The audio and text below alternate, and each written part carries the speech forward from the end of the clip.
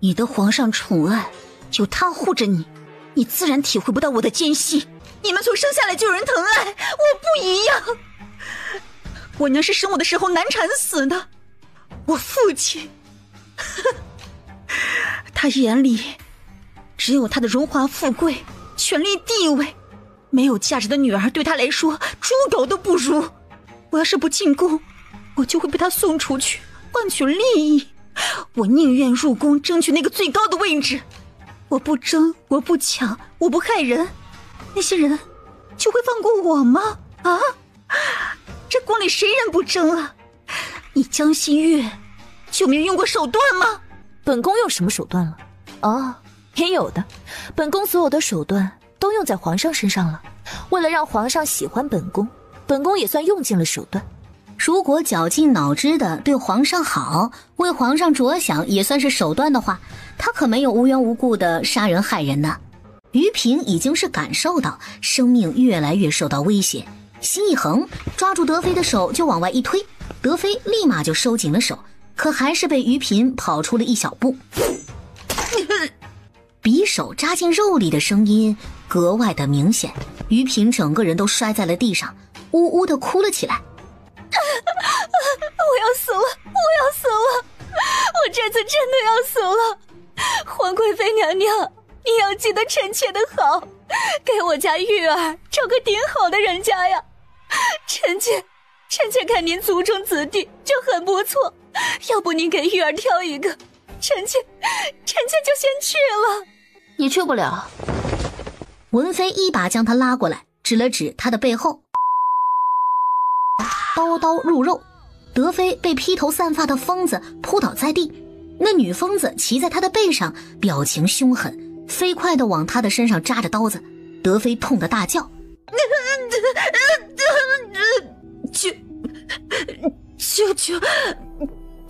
救我！杀了，杀死你！终于杀死你了！坏女人，坏女人该死，真该死！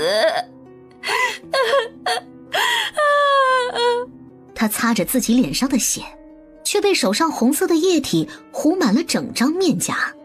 别杀我，我错了，皇贵妃娘娘，臣妾再也不敢了，别杀我，臣妾乖，臣妾听话。德妃的身体在地上抽搐着，已经说不出一句话来，只一双不甘的眼睛瞪得大大的，死死地看着宣武帝。王德全上前来探了探德妃的鼻息，短暂寂静过后，他的声音平静道：皇上没气儿了。一共身中14刀，刀刀都在要害上，这次肯定是死绝了，再也没有假死的可能了。太医，快宣太医，我还不想死。你刚才不是说要皇贵妃娘娘给大公主找个江家子弟做驸马吗？这一下去不了，娘娘可不给你找了。臣妾现在觉得大公主也不急着嫁人，再留2年也不是不可以。给她找个地儿，安排个人好好照顾她吧。他杀了德妃，还间接的救了于嫔，也算是功德一件。不管他是真疯还是假疯，江心月都不吝啬这么一点善良。哎呀，这就叫多行不义必自毙。心碎宴上，众人对德妃的死仍旧是议论纷纷。本来一杯毒酒，舒舒服服的就去了，非要自己作死。被捅了10多刀，听说最后一刀扎在心脏上才断的气，多疼啊！所以说啊，不能光顾着养育家里的儿子，女儿的教养也不能忽视。那女儿养得不好的，说的就是陈国公了。我听说陈国公府被抄家的那日，那个青楼女子哭着喊着说2个儿子不是陈国公的，说他不是陈国公的妾室。大理寺的人证实之后，当场把他们3个人给放了。前几天还在街上看到他了，浑浑噩噩的，穿着一件破衣裳，坐在地上喝酒，喝得烂醉如泥。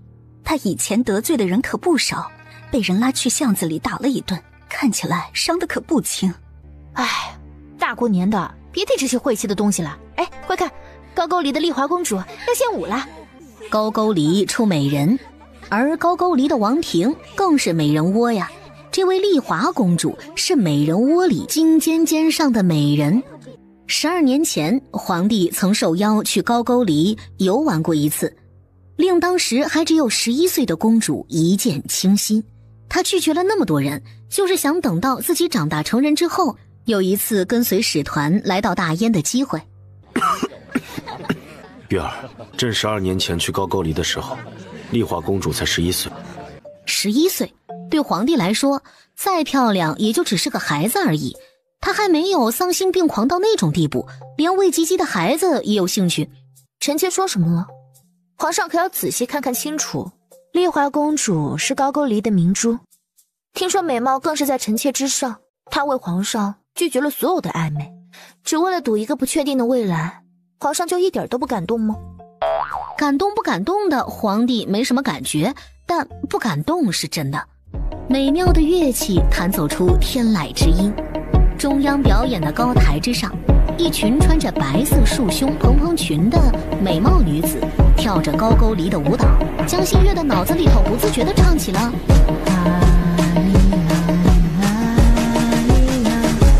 丽华公主越舞越快，在众人的惊艳声赞叹声中转着圈靠近皇帝和江心月的方向。在距离皇帝的位置还有5米的距离，她被侍卫拦在了台阶之上。丽华公主，你还没参拜皇上和咱们皇贵妃娘娘，没有他们的传召，你是不能靠近的。若是人人都能够靠过去，皇帝坟头的草也有人那么高了。文妃姐姐，高句丽地方小，人也不多，哪里有这样多的规矩？都要离他们的王上那么远的话，整个高句丽都不够地儿呢。丽华见过尊贵的大燕皇帝陛下。江心月心道：真行啊，把情敌当空气。丽华公主，还有皇贵妃娘娘呢，你这大眼睛里除了皇上是看不见别人了呀。丽华见过尊敬的皇贵妃姐姐。老黄瓜刷绿其中嫩呢。丽华公主，你都23岁了，我们皇贵妃娘娘才18，你叫她姐姐，你别把她叫老了好不好？这不可能，我王兄的后宫能做到妃位以上的都已经30岁了，我王兄和皇帝陛下差不多一般大。回答他的是宣武帝不高兴的眼神注视，意识到于平说的应该是真的，金丽华心中的敌意瞬间就升了起来。比她漂亮还比她年轻，难怪大燕的皇帝陛下10多年来都不曾提过要她来和亲。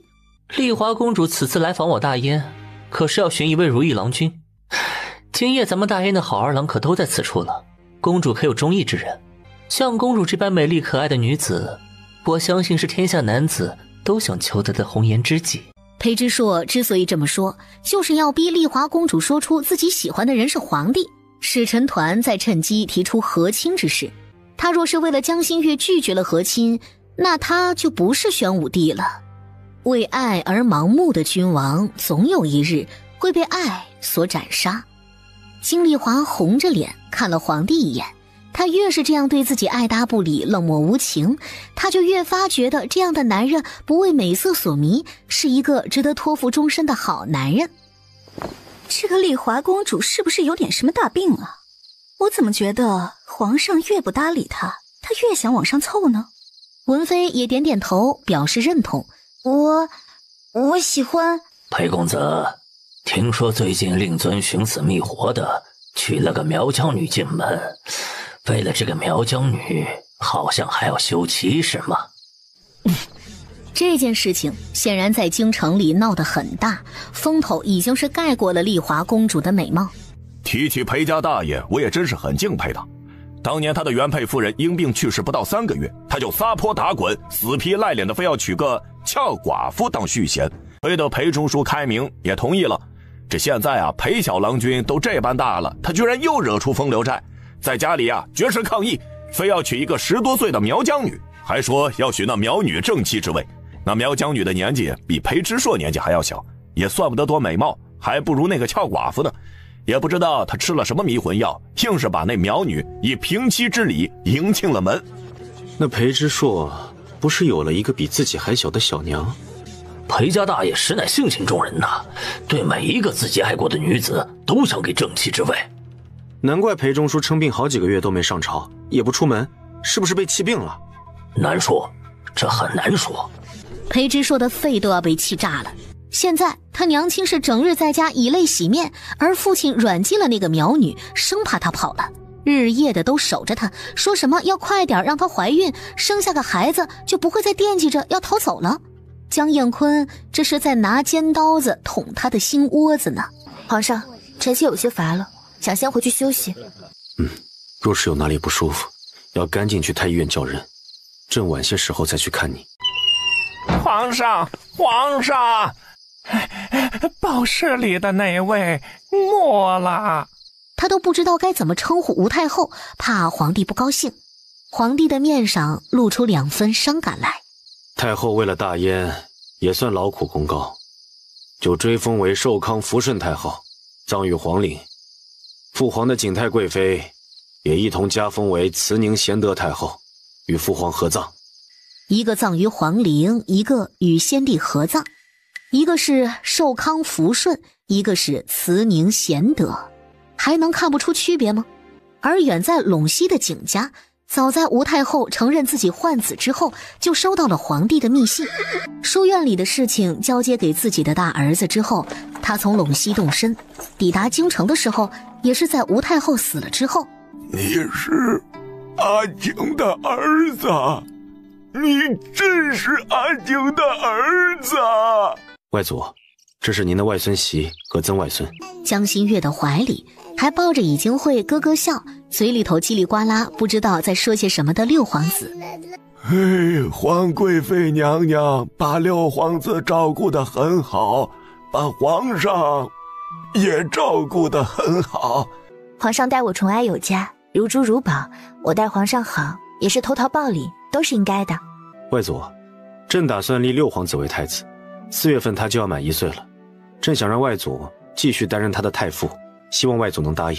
行啊，要是阿景还在，看见自己的儿子长得这么大了，成家立业，娶妻生子，不知道有多高兴呢。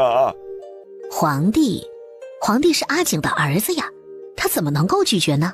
奉天承运，皇帝诏曰：今有阮氏家妇嫁与姜氏为妻，温柔贤惠，仪态端庄，可特授公叔夫人为正2品诰命夫人，可自由出入宫廷，无需传诏检验。谢主隆恩。这么多人，一家人吃团圆饭也不请我，我不是父亲的女儿了吗？江雨林，我的天老爷，这臭娘们儿，你真的没骗老子？你真是皇贵妃娘娘的亲妹妹啊！哪来的杀猪铺味道啊？娘娘，三姑娘是不是嫁了个杀猪匠啊？倒不是喜鹊看不起杀猪的，如果把自己收拾得干净一些，她也不至于对那人有偏见呢。你们这是什么意思？不欢迎我吗？我都离开那么久了，你们不想念我吗？他说着已经快步从门口走了进来，直接用手抓住一个大肘子就狂啃起来。好吃，果然是大户人家，真好吃。这是喜鹊可是不打算惯着这2人，涉及到他家娘娘，他是半步都不会退让的。江雨林就是等着喜鹊过来，他那满是油污的手照着喜鹊的脸就扇了过来。喜鹊的身手早就已经练出来了，赶紧向后一退，可退到一半，想到自家娘娘就在身后，赶紧又回到了原位，挡在了前面。他瞬间就明白了，江雨林真正想要打的人是他家娘娘，他不敢光明正大的打，只能够借着教训奴才为借口，就等着喜鹊躲开，他就能够一巴掌扇在江心月的脸上。想象之中的疼痛没有来，却感觉到了一阵旋风，然后就是重物落地的声音。属下该死，属下是担心皇上和娘娘会被波及，才擅自出手。婆娘，婆娘，你可不能死啊！你不是说只要我把你带回京城来，你就让我碰你的身子吗？还要嫁给我，带我过好日子吗？我猪肉铺都买了，你要是死了，我可亏大发了。你放开我！父亲不是说女儿是生病了，才被送去庄子上养病的吗？您看，我现在都好了，我可以回来了吧？你到底在发什么病？女儿没疯，女儿太清醒了。我的屋子还是原来那间吧？父亲该不会因为我生病就把我的屋子给别人了吧？超花苑现在是我和五姑娘的住处，三小姐想回来，就去住我从前住的那个院子吧。江雨林从前得势的时候，总是嘲笑他们住在狗窝里，做个怪样子，说他们的身上都有狗尸，让大家离他们远一点。这次轮到他自己要去住狗窝了，不知道他的心情如何呀？空气压抑的可怕。江雨林突然看向了江大郎，厉声质问：大哥，你这个窝囊废，自己的亲妹妹被人欺负成这样，你还要袖手旁观吗？你一回来就一惊一乍，跟疯了似的，你给别人说话的机会了吗？那你现在说，亲哥哥难道不帮着亲妹妹？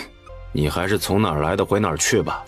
要是被我国子监的同窗知道我的妹妹娶了个屠夫，他们会嘲笑死我的。父亲，哥哥，我累了，我先回去休息了。林姨娘住在西吴院吧，女儿这就去。江彦坤眉头紧锁，总觉得江雨林看起来很怪异，但是又说不出来到底是哪里有问题。去吧，一会儿我安排几个丫鬟过来伺候你，有什么短缺的你跟他们说，我让人都给你送过去了。婆娘，婆娘，你等等我呀！这个欠债鬼，他怎么就是不消停？娘娘，让他回来恐怕又要……他疯了。不是说他在闹情绪，是真的疯了。疯了，他看着好像什么事儿都没有，只是精神太好了些。你们不觉得他刚才的行为很异常吗？江雨林再怎么样也是江彦坤花了心思培养的，不说琴棋书画诗词歌赋样样精通吧，至少礼仪规矩还是要比寻常百姓人家的女儿要好上千万倍的。可他刚刚那个样子比饿了几十年的乞丐还要吓人，吃相凶猛，神态也不对。刚才离开的时候还神神叨叨的，这就是疯了。去把那杀猪的带出来，今晚上把三姑娘迷晕之后，把她的门窗都封起来，留一个送饭的小口子就行了。安排专人每日守着，严加看管，绝不能让她再跑出来了。送回庄子上，万一又像今天这样向别的男人许诺嫁给他，让人家把他带回来京城可怎么办？江彦坤可不想有这么多个上不得台面的女婿呀。裴家，父亲，您怎么这个时候叫我们来呀？琳琳和孩子都要睡觉了。苗琳琳摸着自己的肚子，公爹，您是想问我给您的蛊虫到底有没有用吧？江家那个被发配到庄子里的三姑娘回江家了，是你的蛊虫操控的吗？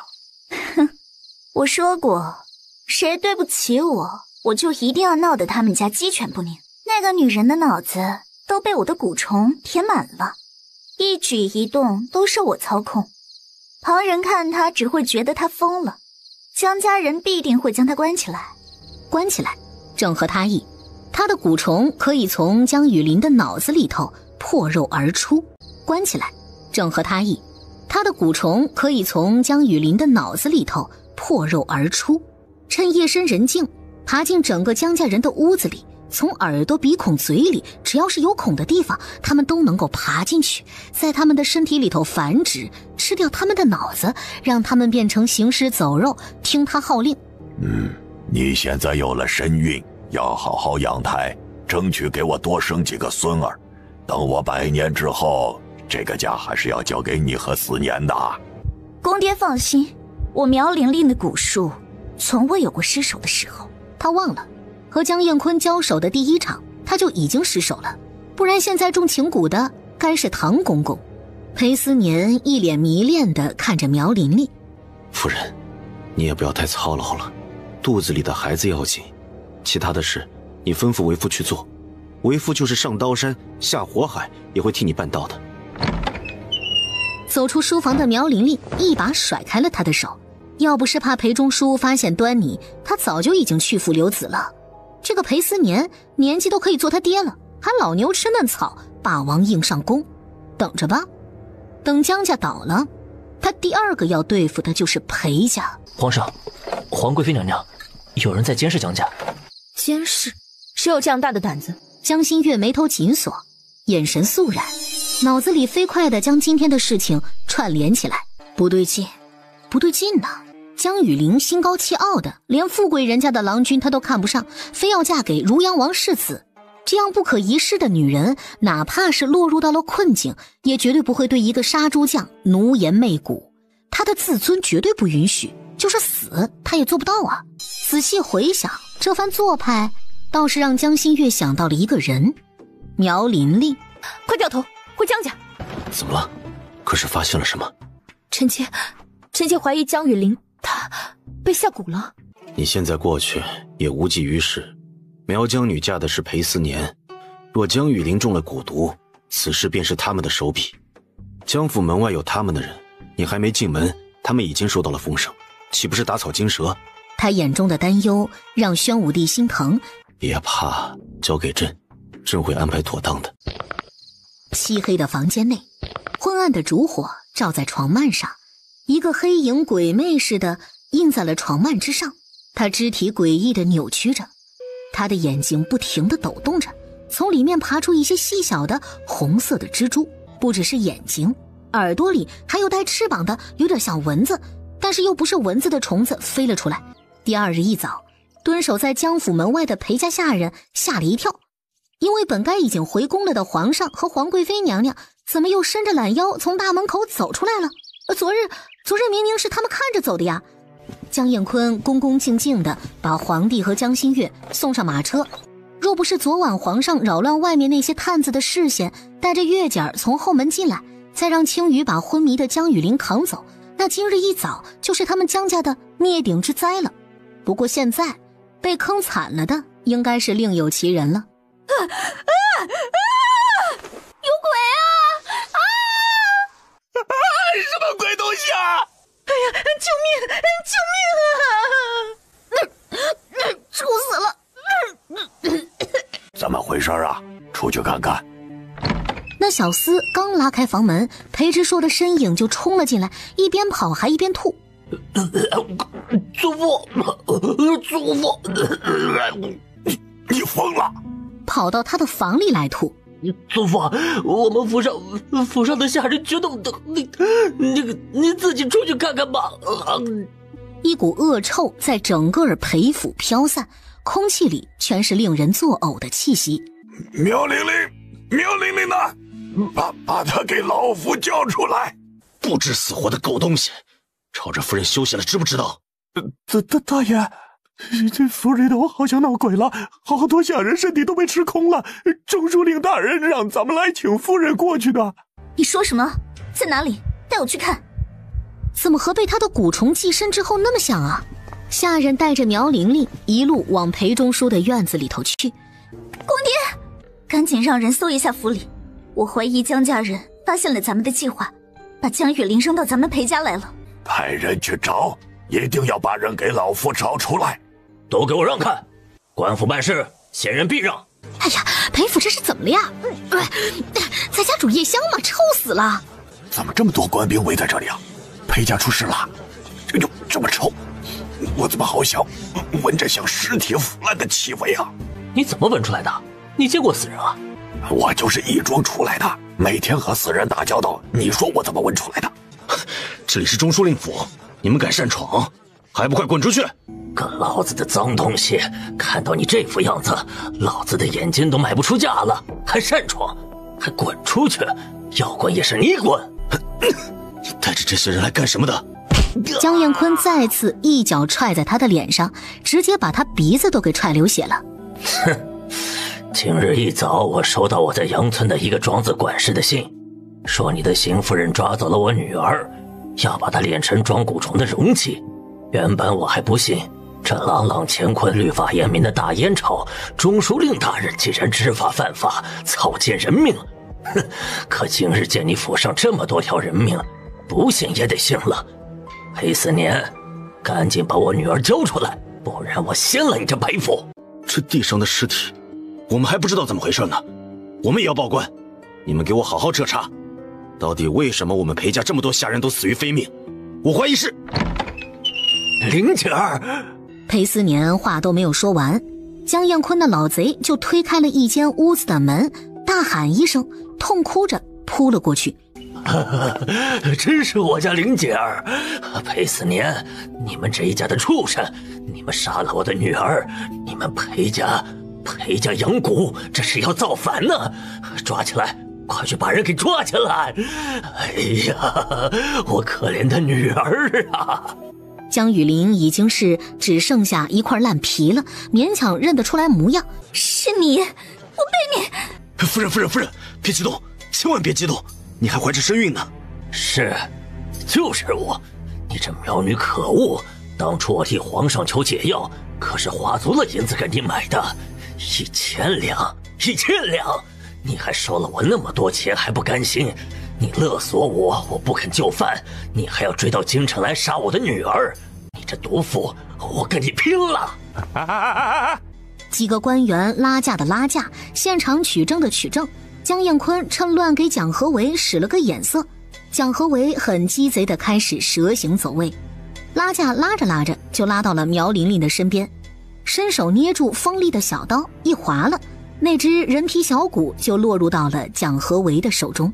苗玲玲腰间一松，顿感不妙，低头去看，装着母骨的小骨已经是不见了。点火！火点一接触到那些液体，轰的一声，火光就窜了上来，那只人皮骨瞬间就被大火吞灭。母骨生，他生；母骨死，他也活不成了。随着那母骨被烧成了焦炭，裴府所有的蛊虫都爆体而亡。久未出现的裴中书到了这个时候才跳出来，指着苗玲玲的鼻子骂：你这毒妇，我儿子不计较你的身世，贬妻为妾娶了你，你竟然在我家做出这种丧心病狂的事，你真的太可怕了！你是不是对我儿子也下蛊了？这丑八怪是谁？父亲，你停妻再娶就是为了这个女人，你忘了吗？胡说八道！我最爱的只有你娘，我怎么可能停妻再娶？你们看见了吗？是这个女人给我儿子下了蛊，现在又拿我们裴家的下人养蛊，你们快点把她带走！杀人偿命，我绝不会包庇她。这时候来撇清关系了，晚了。人是你们家愿意娶进门的，现在说你们无辜，什么都不知道。哼，中书令大人觉得有人性吗？你们明知道他是苗疆人，还准许他随身携蛊，分明就是居心叵测。我女儿死在你裴家，你们所有人都有不可推卸的责任。把中书令大人和裴家上下全都带回大理寺关押，由大理寺、刑部、吏部和皇城司一同审理查办。苗玲玲已经招了，是裴中书让他抓了蒋雨林养蛊，就是为了有朝一日把蒋雨林送回去。到时蛊虫进入你爹娘的体内，他们入宫的时候再进一步控制你。这次正带着你恢复性情，着实在他们的意料之外，所以他们一不做二不休，想一起控制你和朕2个人。他只说了这些，臣妾还以为他知道爹爹骗了他的解药，他会拉着爹爹下水呢。还真被你猜中了。其实他的证词有2份，一份是他在上面说是刑部尚书江大人与他做了交易，让他潜伏裴家，找机会把裴家灭门；一份就是朕刚才说的。至于哪份是真的，那就看皇帝的意思了。而现在皇帝显然是把苗玲玲那份烧掉了，留下了不利于裴中书的那份。听说裴家那位四姑娘求到苏家去了，要苏二郎娶她呢。苏家那个墙头草的夫人早晚要把苏家给败了。苏二郎2门婚事都未成，外头已经有了些不好听的话。苏二郎剃度出家了，你也知道吗？该不会是娶不到江云霞，看破红尘了吧？兄武帝看他一眼就知道他在想什么坏点子了，在他的脑门上轻轻地弹了一下。苏御史此次去江南是带着他最宠爱的小妾去的，也就是说回来的时候小妾也要跟着一起回来的。那苏夫人一看就不是一个好相遇的，苏夫人搞砸了那么大的事情，等妾室在苏御史的耳边吹吹枕头风，焉能有她的好日子过呀？苏夫人倒霉，江心月还挺乐意看到的。庆余，你有什么话就快说，娘娘那等着我去伺候呢。你不是说喜欢吃一口酥的栗子糕吗？我出宫办差的时候就顺路给你带的。还是热的呢。喜鹊看了看这雪天，又看了看青鱼明显凌乱的胸口处的衣服，脸颊一下就烧红了。青鱼那双眼睛就没有从喜鹊的脸上移开过，见他突然红了脸，自己也不好意思的垂下眼去。这个青鱼，你若是有心给喜鹊找个好人家，青鱼此人倒是个不错的人选。青鱼姓孟，京城城西那个孟家。正是。那岂止是不错的人选，皇帝说的也太保守了吧？御前侍卫只会是他的起点，不可能是他的终点。再历练上几年，估计骠骑大军之中又会多上一员猛将。高句丽的使臣团要回国了，走之前把丽华公主送进了宫，说是要把高句丽最美的明珠献给皇上，让皇上笑纳呢。现在人家已经是住进了原先德妃住的延庆宫，成了一宫主位的如妃娘娘。皇帝对外人还挺大方，上来就是一个妃位。我伺候他多少年了，还生了大公主，他把我一路从良妃贬成嫔，过年的时候也不说大封后宫，我白高兴一场。就你心急啊，娘娘心里难道没有成算？哎呀，不打了，心浮气躁的。还有啊，娘娘，自从德妃死后，二公主越来越黏着我家玉儿，臣妾瞧着她说话越来越偏颇，不知道是不是身边人挑唆的。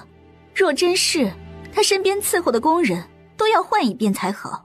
她年纪也比大公主小不了2岁，大公主都能把你劝得改邪归正，弃暗投明，她却被身边的下人挑拨，对本宫心生怨恨，无非就是她自己心中恨了本宫。她又不是圣母，德妃那样算计她，想杀了她的孩子，她还以德报怨，凭什么呀？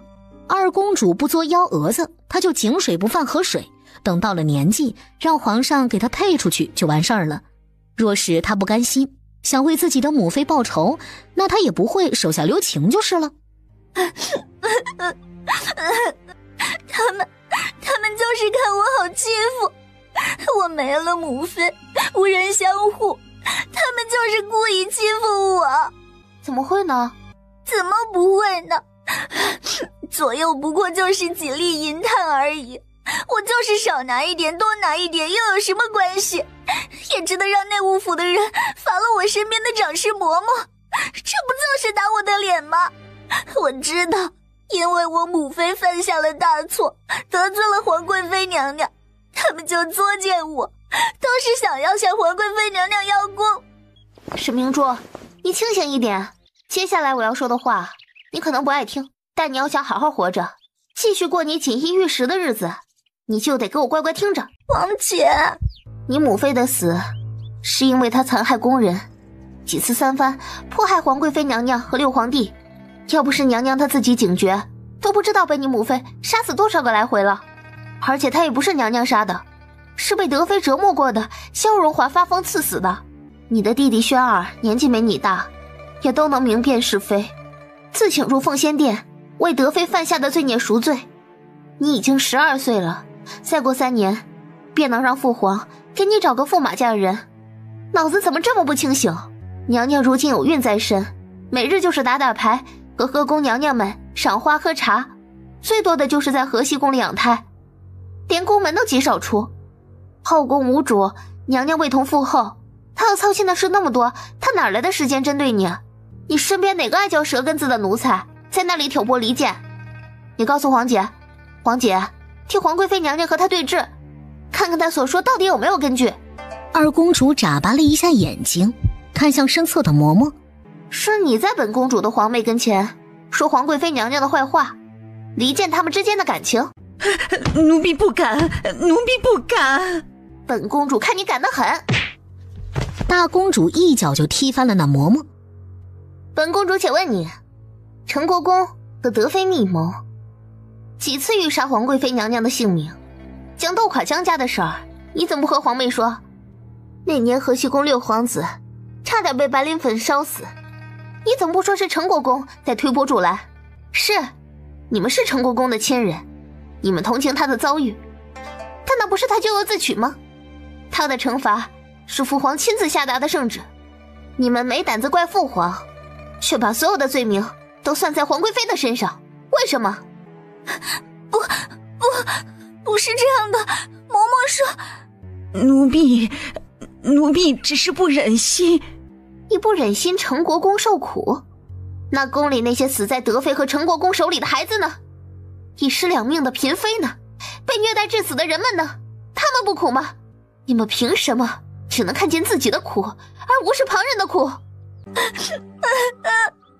皇姐，我不知道，我真的不知道。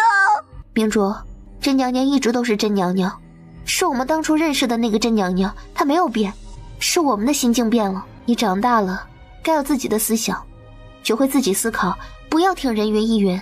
你扪心自问，甄娘娘对你不好吗？我知道了。二公主羞涩地对着大公主笑了笑。今日淑妃娘娘要搬进延庆宫来，我还要去安排一番，就不叨扰皇姐您绣嫁衣了。大公主做事要去捶她的手，被她笑嘻嘻地躲过，向门外跑去。公主殿下，大公主似乎……哼，到底是要嫁给江家那个叫江守成小子了。皇姐如今向着他们说话，半点不顾及我这个做妹妹的心情。可不是嘛，那于嫔也捧江家的臭脚，不就是想得点好处吗？当初她巴结先皇后的时候，与现在如出一辙。大公主什么好的都没学到，抱大腿这一招倒是学了个10成10。嬷嬷，我们还是得靠自己。娘娘，咱们真的不管吗？万一二公主觉得是您害死了德妃，那她……不是不管，但是这事不该咱们管。她是皇上的公主，应当皇上自己来管。回头你去娘娘的库房里找几匹好料子，叫绒花面料的，挑最好的送去延庆宫给二公主。宫女不懂为何一定要指定绒花面料，但江心月已经是挑唇笑了起来。这天儿也太冷了，二公主正值花样年华，是该多做几身漂亮的衣裳。再过几日就要秀女大选了，到时候新进的秀女个个都花枝招展的，别到时候再说本宫没给她做漂亮衣裳。奴才这毒能解，也多亏了娘娘交代了江尚书，让他为奴才多配一副，奴才再没见过比娘娘更心软的了。你呀，还是太不了解他了，哪里是心善，他是护短，极其的护短。你对他3分好，他一定回报你7分。但凡是他护在羽翼之下的人，他都不想让他们受委屈被欺负。所以还得是皇上您呀，再没有人比您更了解皇贵妃娘娘的性子了。王德全嘿嘿地笑着，突然想起来一件事儿。皇上，还有2日，参选的秀女们就要入宫了，您这里可有章程？若是有，奴才也好和皇贵妃娘娘通个气呀。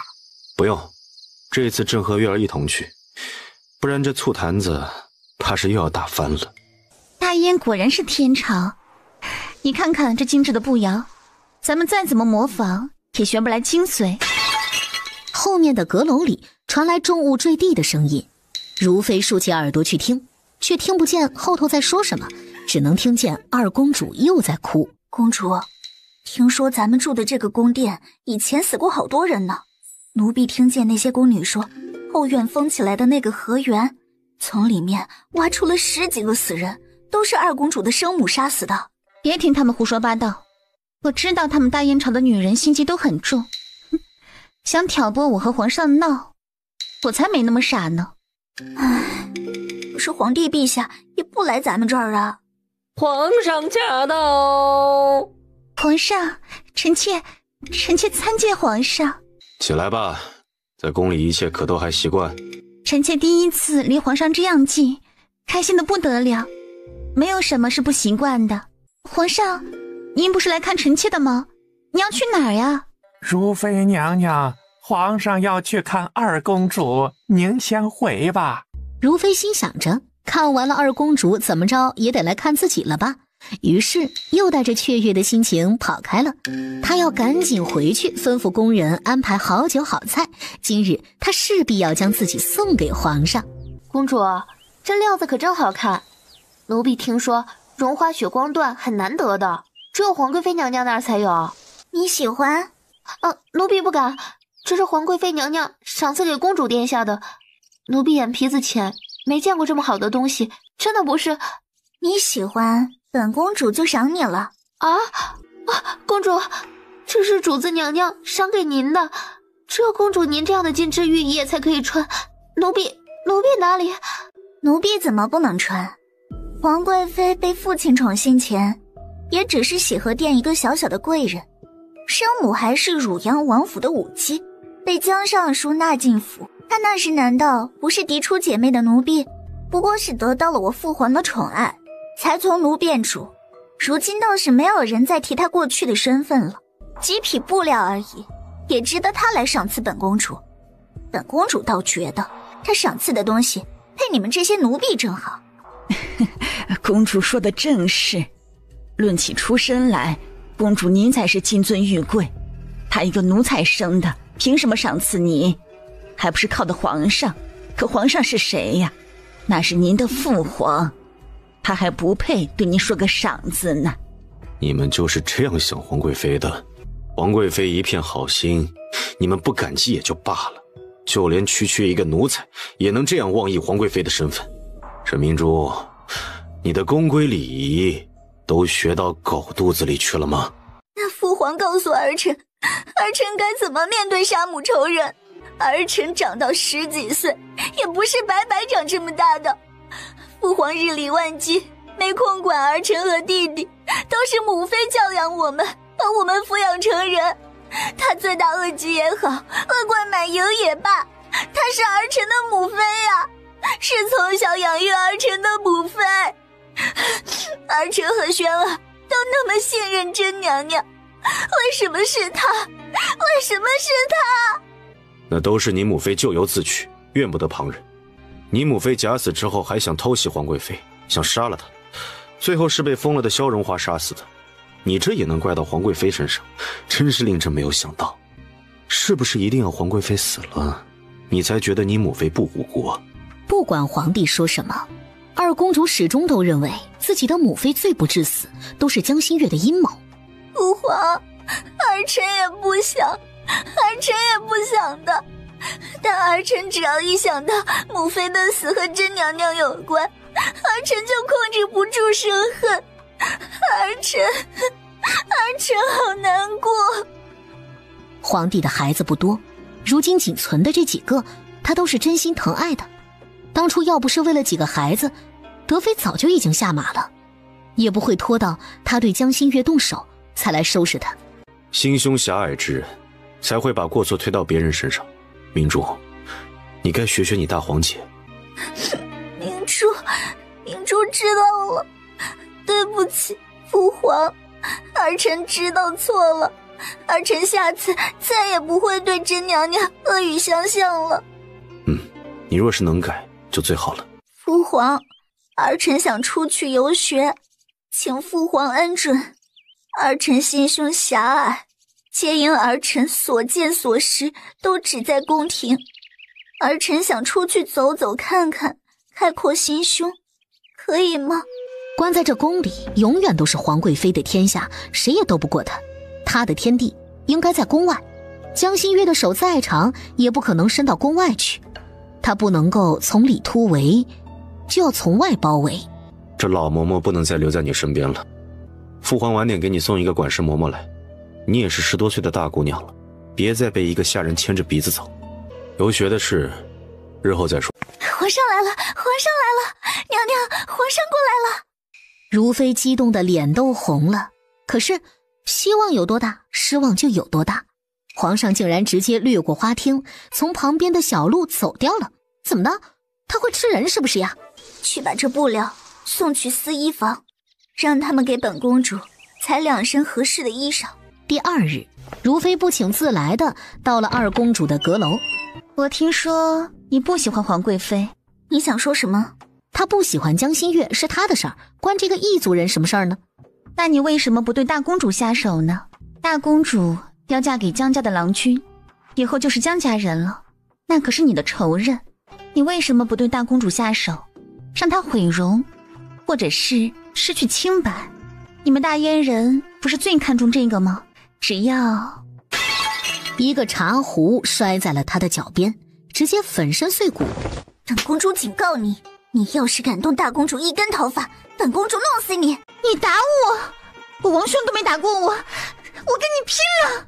一瞬间，工人们都还没有反应过来，二公主就已经与如妃打成了一团了。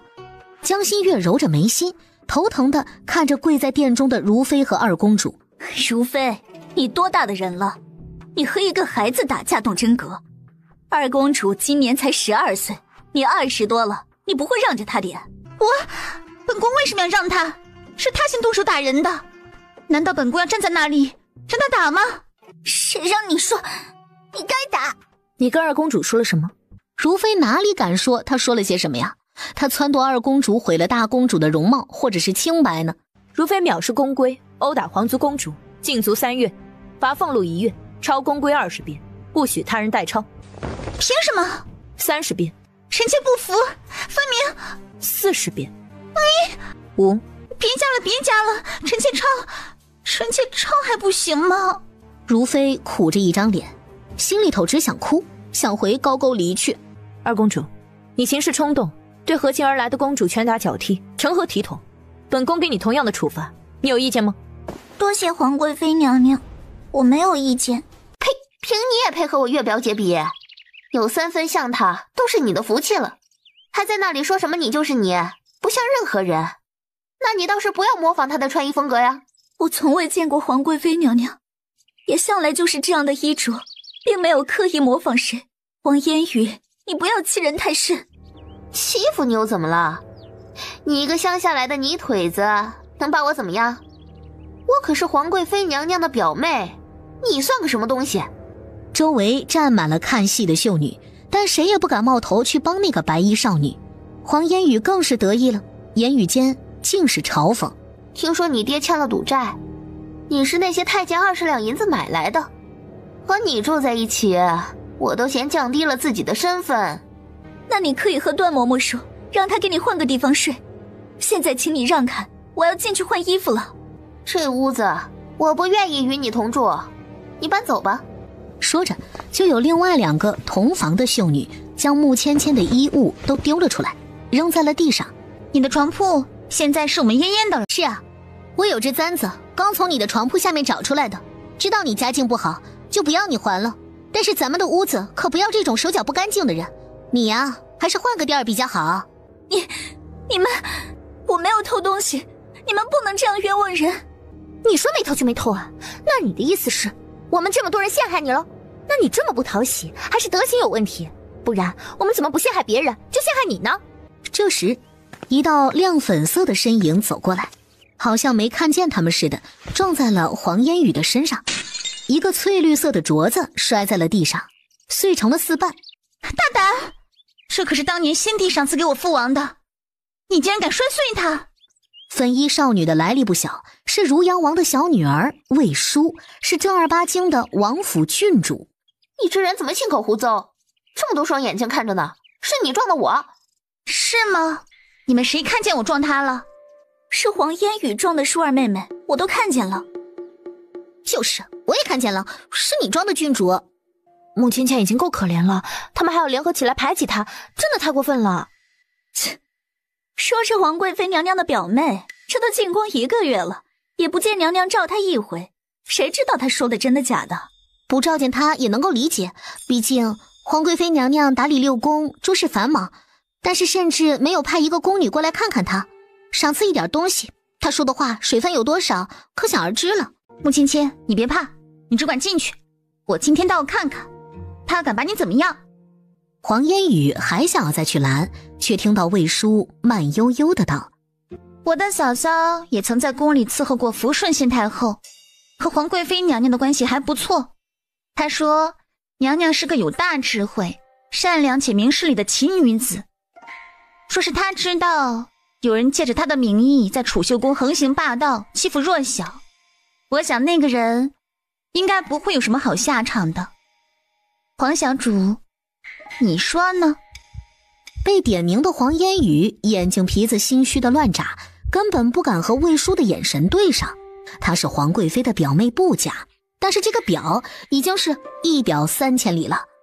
一道苍老威严的声音响起来：穆小主，你随老奴去领一套干净的被褥来，还有几天就是六皇子的周岁宴了，老奴希望你们安分守己，不要闹出什么事情来，惹得皇贵妃娘娘不高兴，听清楚了吗？别哭了，入了宫，眼泪就不值钱了，以后啊，有的是你哭的时候。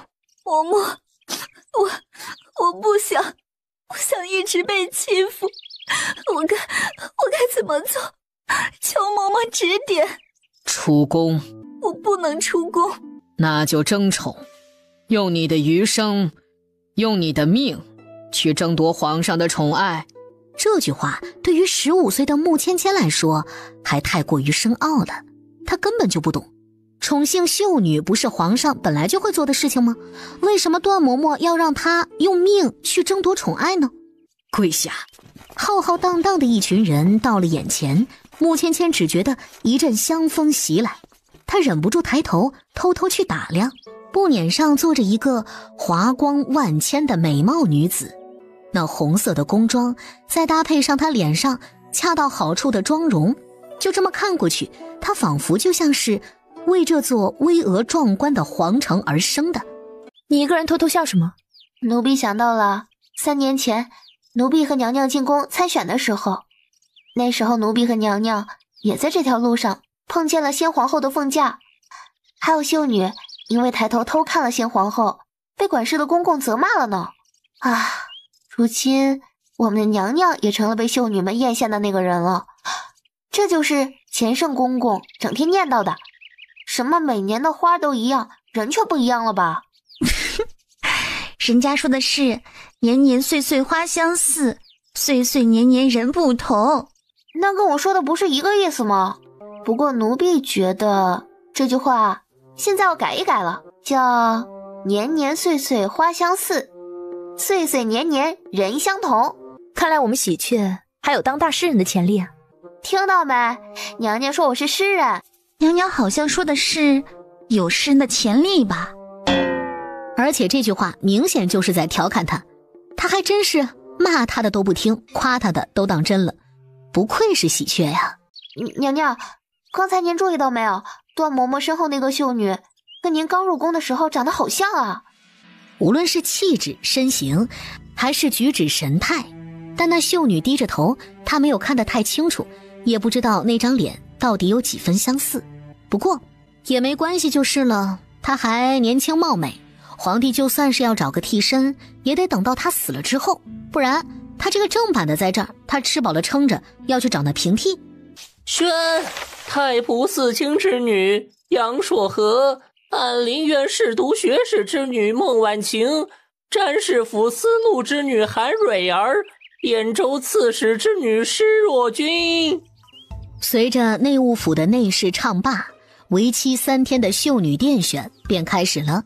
大殿内还有几家皇亲国戚的夫人们在，这些秀女里也不是个个都想要做皇帝的嫔妃的，还有一些是各家夫人已经定下了的。但是皇帝为了以示对那些大臣的重视，会走个过场，给大臣的儿子赐婚。到底是落选了还是入选了？怎么一个个都不像高兴也不像难过的样子啊？到底怎么样啊？